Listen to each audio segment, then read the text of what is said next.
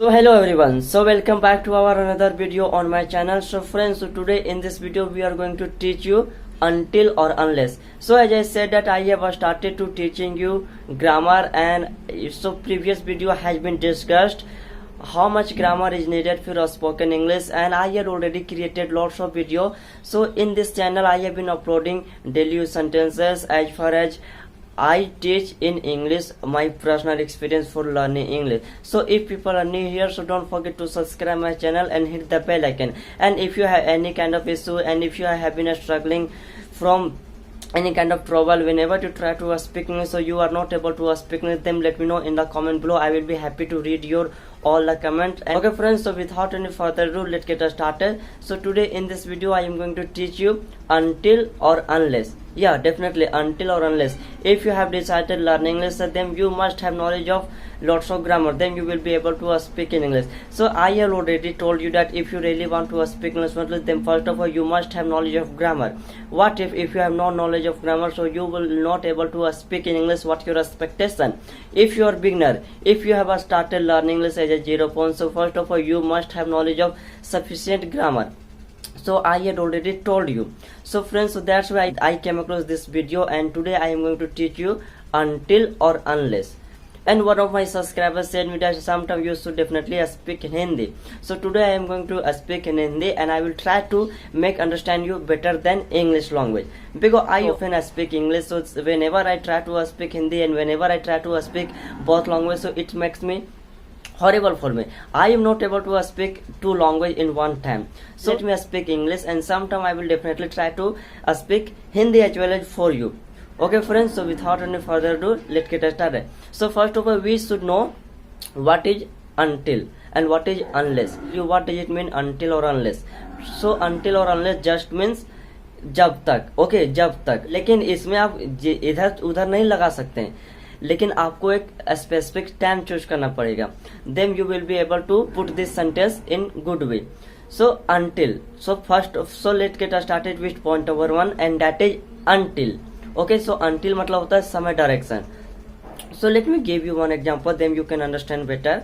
सो until मतलब होता है किसी भी समय पर. जैसे समय की बात है कि जब तक तुम वहां से वो काम करके लौट के नहीं आओगे तो तब तक मैं नहीं खाऊंगा. So this is my time. Okay, ये एक समय का डायरेक्शन है. और एक चीज मैं आपको बताना चाहूंगा, one thing I would like to tell you that, आपको अगर देखिए मैंने बोला जब तक तुम नहीं आओगे मैं नहीं खाऊंगा, तो यहाँ देखिए first of all we have to consider here sentence जब तक मैं नहीं खाऊंगा. ओके, सो लास्ट के सेंटेंस में आ गया गागे. So I know that if you have learning, if you have beginner, so अगर आप बिगनर हैं, अगर आपने तुरंत स्टार्ट किया, अगर आप इंग्लिश सीख रहे हैं, सो आप आइडेंटिफाई कैसे करते हैं कोई भी सेंटेंस को. अगर किसी सेंटेंस के अंत में गागे होगा तो इसमें आपको विल नहीं लगाना है. ओके, अगर आप किसी का अंत में गागे देखनी है तो आपको पहले वाले अंटिल और अनलेस के सेंटेंस में आपको गागे और नॉट वगैरह कुछ नहीं लगाना. सीधे सीधे आपको इसको प्रेजेंट इंडेफिनिट टेंस में बनाना है. ओके, एंड सेकेंड वाले सेंटेंस को आपको जैसा सेंटेंस है, जैसा टेंस है, वैसा आपको लगाना है. मैंने बोला जब तक तुम नहीं आओगे मैं नहीं खाऊंगा, तो अंटिल यू कम.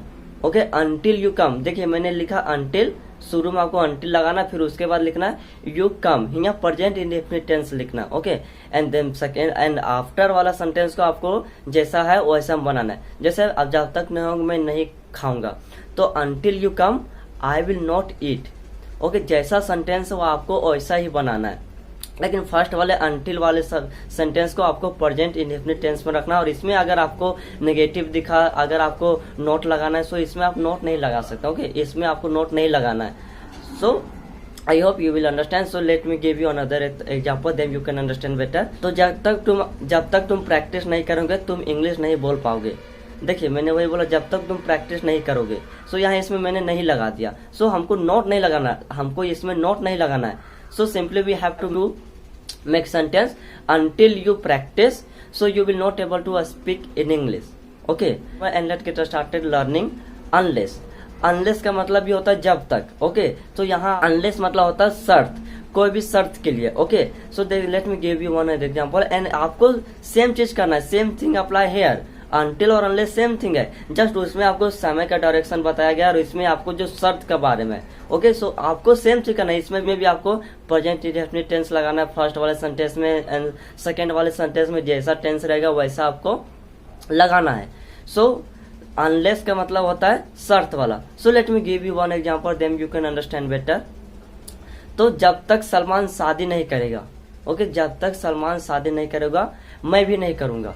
ये क्या है, ये मेरा शर्त है कि जब तक सलमान खान शादी नहीं करेगा मैं भी नहीं करूंगा। सो ये शर्त है।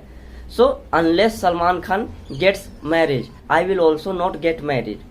So this is a not big deal. Okay, English is a not big deal. Just you will have to listen more and more things in English, then you will be able to speak in English. And friend, I would like to tell you one thing, that if people are new here, so don't forget to subscribe my channel and hit the bell again. I hope you will see me soon. So thank you for watching this video.